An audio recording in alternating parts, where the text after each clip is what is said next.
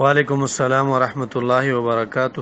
اگر انسان نے نفلی روزہ رکھا ہو یا فرضی روزہ رکھا ہو، اگر بھول کر وہ کوئی چیز کھا لیتا ہے یا پی لیتا ہے، اس کا روزہ نہیں ٹوٹتا۔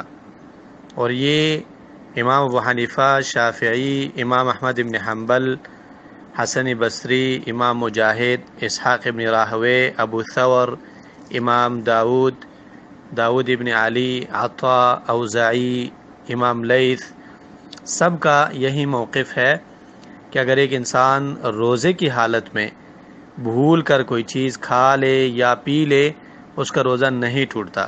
دلیل اس پر حدیث ہے ابو ہریرہ رضی اللہ عنہ کی، رسول اللہ صلی اللہ علیہ وسلم نے فرمایا ہے: من اکل ناسیا وهو صائم فلیتم صومہ فانما اطعمہ اللہ وسقا۔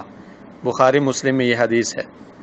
جس انسان نے بھول کر روزے کی حالت میں کوئی چیز کھائی تو وہ اپنے روزے کو پورا کر لے، کیونکہ یہ اللہ تعالیٰ کی طرف سے اسے یہ چیز ملی ہے، جان بوجھ کے اس نے ایسا نہیں کیا ہے۔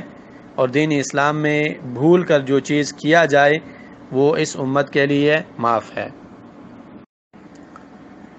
وعلیکم السلام ورحمۃ اللہ وبرکاتہ۔